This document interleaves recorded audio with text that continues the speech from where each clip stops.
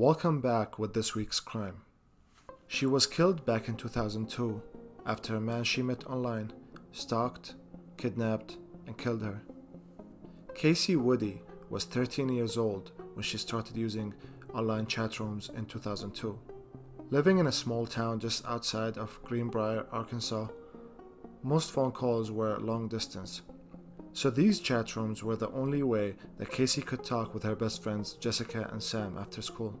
One night, at a sleepover, the three girls decided to join the Yahoo Christian teen chat room in hopes of meeting their future husbands. Kacie immediately hit it off with this user called Jazzman_DF. The two chatted every single day for hours, but Jazzman's real name was Dave Fagan. He was a 17-year-old boy living in San Diego, California. It was all just fun and friendly at first, but then they realized that they were connected on a much deeper level. Dave's aunt, who actually lived near Kacie in Arkansas, had been in an awful car accident that left her in a coma. Dave was absolutely distraught because this aunt was more like a mother to him. And Kacie unfortunately understood his pain, because when she was about 7, her and her family were in an awful car accident that took the life of her mother, so talking with Dave was therapeutic for 13-year-old Kacie. Finally, someone could understand and see her, and this bonded the two teenagers.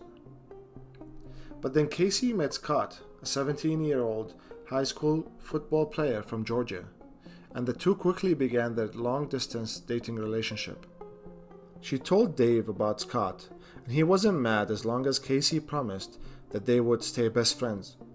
So to prove her loyalty to Dave, she added him to a group chat with Scott, Jessica, and Sam. One night, Jessica and Kacie were having a sleepover at Kacie's house, and they were talking on the phone with Dave. They were home alone because Rick, Kacie's dad, was a police officer that worked the late night shift, and Kacie's brother, along with his best friend Eric, who was living with the Woodies at the time, they were hanging out with friends, so they are talking on the phone when they hear footsteps outside Kacie's window. She lives out in the middle of nowhere, so foot traffic isn't a thing. The two start freaking out.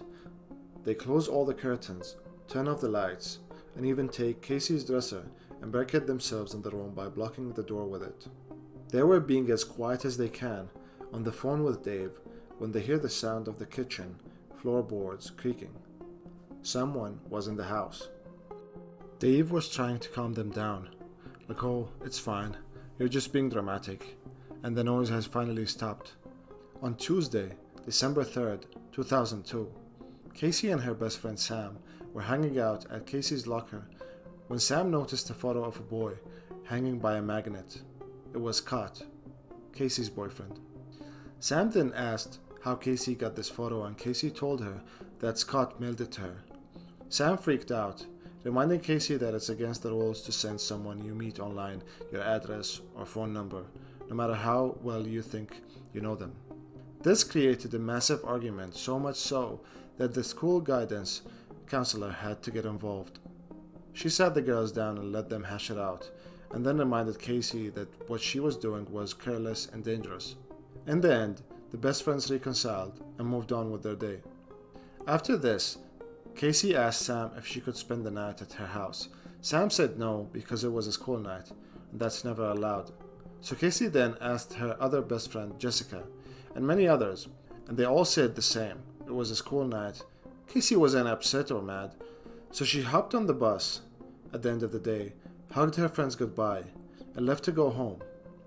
Once she got home, Kacie ate the dinner that her father left for her, took a shower, put on her favorite PJs, hopped on her computer and began messaging Scott and talked on the phone with Dave.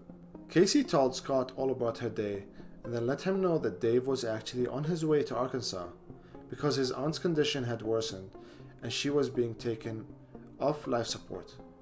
Kacie kept Scott company on his drive and reassured him that it was going to be okay because she knew her mom and his aunt would be best friends in heaven. She was relaying all of this to Scott when her messages just stopped coming through. Scott responded over and over again, but he wasn't getting anything back. He started calling her house, emailing her friends, doing anything he could to get her to answer because he felt something was wrong. Tim's friend Eric, who was living with the Woodies, got home at around 10:15 from class. He started his laundry and got ready for bed. And Tim came home at 11:30 when they realized that Kacie was nowhere to be found. So they called their dad Rick, only to realize that he had no idea where Kacie was either. Tim and Eric were calling anyone they could think of to try to find Kacie, and Rick was rushing home. Kacie was missing, leaving behind her glasses that had been shattered on the floor, her shoes, jacket, and obviously a tampered door.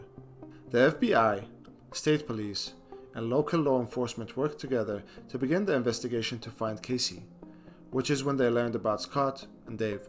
Agents in Georgia were able to confirm Scott's identity and alibi. But who was Dave? Well, he doesn't exist. But Dave Fuller does, a 47-year-old man from San Diego, California. And using his credit card, they were able to track him down. David Fuller was a 47-year-old man from San Diego, California, who they were able to confirm to be in the area just miles away from Kacie's home. He had rented a hotel, a car, a storage unit on December 4th. FBI and local law enforcement officers got a search warrant and arrived at the Guard Smart storage unit that Fuller rented. The door to the unit was shut, but it was unlocked. Sergeant Jen Barrett was able to open the door enough to see that the minivan had been backed into the unit and it was on and running. But before he could fully open the door, a shot rang out. Officers ran for cover and immediately called for backup. The SWAT team arrived just moments later and stormed the unit, and it was gruesome. Inside, they found Kacie's body. She had been chained to the four corners of the minivan, and Fuller's lifeless body was laying nearby. Fuller had snuck into Kacie's home and watched her as she sat at her computer chair. He then rushed behind her and forced a chloroform rag into her mouth before taking her out of the house into his minivan and driving to the storage unit. Once there, he chained her up and did the unimaginable to a 13-year-old girl. It was later discovered that Fuller had taken 3 different trips to Conway, meaning that when Jessica and Kacie heard the floorboard creak in the kitchen that night, it was Dave in Kacie's house. He had notebooks filled with information about Kacie, her dad, her brothers, their friends, everyone. He was a freaking monster. After Kacie's death, her family and friends founded the Kacie Woody Foundation, a nonprofit designed to teach parents and children about internet safety. Please share Kacie's story with those you love in your life. The internet is an extremely dangerous place and we're all at risk. I hope you guys liked the video. If you did, please subscribe. Thank you.